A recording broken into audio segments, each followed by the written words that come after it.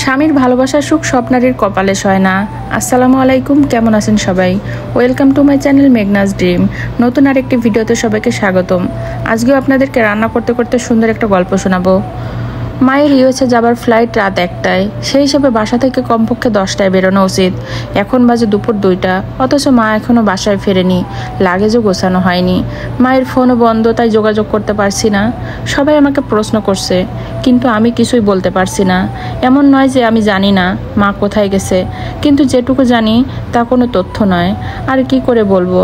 আমার মা 50 ঊর্ধ্ব। মা যেখানে যাবে বলে যায়, আসলে সেখানে যায় না। উনি যান একজন পুরুষের কাছে, যে কিনা তার থেকে কমপক্ষে 10 বছরের ছোট। হ্যাঁ, তিনি এখন আমার মায়ের বর্তমান স্বামী। ভাবছেন আমার মা আমাকে বলেছে? না না, তিনি আমার কাছেও লুকিয়ে রেখেছেন। গতবার মা আসার পর থেকে তার চলাফেরা, আচরণ, সাজগোজ আর ফোনে কথা বলা সবকিছু আমার কাছে অস্বাভাবিক লাগতে শুরু করে। আমার মনে নানা রকম সন্দেহ দানা বাঁধতে থাকে, তাই আমি স্পাই হয়ে যাই। আমার মা অতটাও বুদ্ধিমতী নয়, বলা যায় মা অনেকটাই বোকা, তাই তার তথ্য বের করতে আমার খুব একটা বেগ পেতে হয়নি। প্রথমে মায়ের ফোন আর ফেসবুকের পাসওয়ার্ড জেনেছি, তারপর মায়ের ফেসবুক, মেসেঞ্জার, কল লিস্ট ঘেটে মেসেজ চেক করে ওই লোকের ফেসবুক আইডিতে ঢুকে জেনে নিয়েছি ওই লোকের নাম, বয়স আর মায়ের সাথে তার কি সম্পর্ক। ওই লোকের আইডিতে মায়ের সাথে তার বিয়ের একটা ছবিও দেওয়া আছে। এসব দেখে খুব কষ্ট পেয়েছি, গোপনে অনেক কেঁদেছি, কিন্তু মাকে কিছুই বলিনি, কোনো প্রশ্ন করিনি। লজ্জা, সংকোচ, দ্বিধা আমাকে আটকে রেখেছে। যার 25 বছর বয়সের একটি মেয়ে আছে, সে এরকম একটা কাজ করতে পারে তা আমার কল্পনাটাও আনতে পারিনি, অথচ তাই হয়েছে। অবশ্য এতে আমি মায়ের দোষও দিতে পারি না। যে মানুষ আজন্ম ভালোবাসার কাঙাল, সে ভালোবাসার প্রলোভনে পিছলে তো যাবেই, যেভাবে পিছলেছিলেন 26 বছর আগে আমার বাবার পেতে রাখা ফাঁদে। নানির মুখে শুনেছি মা বাসার সবার অমতে বাবাকে ভালোবেসে বিয়ে করেছিলেন, কিন্তু সেই ভালোবাসা কর্পূরের মতো উড়ে গেল বিয়ের কয়েক মাস না যেতেই। আমার বাবা ছিলেন একজন অমানুষ, আমার বোকা মাতা বুঝতে পারেনি। মুখোশের আড়ালে লুকোনো আমার বাবার আসল রূপটি উনি দেখতে পাননি। যখন দেখেছেন তখন অনেক দেরি হয়ে গেছে।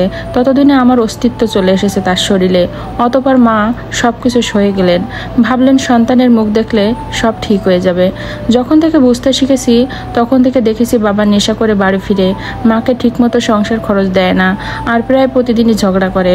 তখন ঝগড়ার বিষয়বস্তু বুঝতে না পারলেও আর একটু বড় হয়ে বুঝতে পেরেছি, আর তা হলো পরনারী আসক্তি।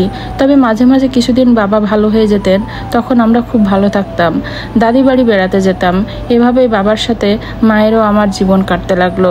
আমার বড় চাচা আমেরিকায় থাকেন, তিনি বাবার জন্য আমেরিকার ফ্যামিলি মাইগ্রেশন ভিসার অ্যাপ্লাই করেছিলেন। আমার যখন 22 বছর বয়স, তখন বাবা মায়ের আমেরিকার ভিসা হয়ে যায়। আমার বয়সের সময়সীমা পেরিয়ে যাওয়ায় আমি যেতে পারি না, রয়ে যাই নানির কাছে। মা তখন আমায় রেখে যেতে চাইছিলেন না, আমি মাকে জোর করে পাঠাই, কারণ জীবনে অর্থনৈতিক স্বয়ংসম্পূর্ণতা একটি বিরাট বিষয়। আমার নানির পরিবার অতটা সচ্ছল নয়, মধ্যবিত্ত পরিবার। নানা গত হয়েছেন বহু বছর আগে। নানার সম্পদ বলতে শুধুমাত্র ঢাকায় একটি টিনশেড বাড়ি। মামার চাকরির টাকায় সংসার চলে। মামার আবার 2 ছেলে মেয়ে, তাদের স্কুলের খরচ, সংসার খরচ সব মিলিয়ে টানাটানি অবস্থা।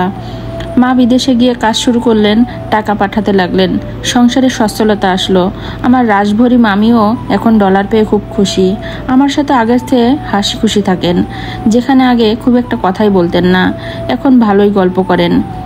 আর আমার মাও ধীরে ধীরে স্মার্ট হতে লাগলো। বিদেশে গিয়ে বিপদে পড়লেন আমার বাবা। সেখানে অন্য নারীর সাথে অনায়াসে মৌজমাস্তি করা যায়, তবে বউ প্রতিবাদ করলে বউ পেটানো যায় না। কিন্তু বউ পেটাতে না পারলে তার তো আবার হাত নিষ্পিস করে, বহু বছরের অভ্যাস যে। তো একদিন তিনি সেই কাজ করেই ফেললেন, ব্যাস হয়ে গেল কাজ। প্রতিবেশী পুলিশ কল দিয়ে দিলেন, পুলিশ এলেন। পুলিশ মাকে জিজ্ঞেস করলেন, তুমি কি করতে চাও? জানি না আমার ভিতর ডিম মা এতটা সাহস কোথায় পেলেন। তিনি দৃঢ় কণ্ঠে বললেন, ডিভোর্স। যেদিন মা ডিভোর্সের কথা জানালেন, সেদিন আমি আর নানি দুজনেই খুব খুশি হয়েছিলাম। আমি মনে মনে ভাবলাম, যাক, অনেক দেরি হলেও মা সঠিক সিদ্ধান্ত নিতে পেরেছেন। আর আমার নানি তার ফোকলা দাঁত বের করে বললেন, হ্যাঁ কত কইছি মায়াডারে লইয়া আইয়া পর, আমরা ডাইল ভাত খাইয়া বাসমো, কথা শুনে নাই। কই তো আল্লাহ হেরে ভালো করে দিব। আরে কুত্তার লেজ কি কোনো সময় সোজা হয়? 12 বছর তারে চুঙায় ভরে রাখলেও বেকাই থাকে। 12 বছর না, 26 বছরে আমার বাবা শুধরালেন না। তবুও মানুষের হৃদয় বড়ই অদ্ভুত, বড়ই বিচিত্র। হৃদয়ের কোনো এক কোণে বাবার জন্য এক ক্ষুদ্র ফোঁটা ভালোবাসা হয়তো ছিল, তাই বাবার জন্য মনটা খানিকটা পড়ল। আসলে বাবা তো আমায় কিছুটা ভালোবাসতেন। তবে ডিভোর্সের পর বাবা ভালোই আছেন।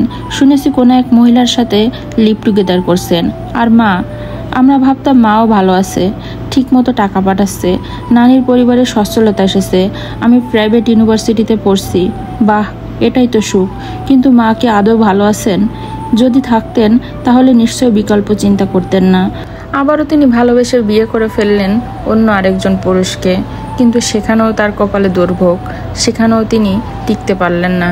সেই স্বামীও ছিলেন একজন অমানুষ, তার কপালে সুখ আর সইল না, জীবনটাই গেল তার দুঃখ কষ্টে ভরা।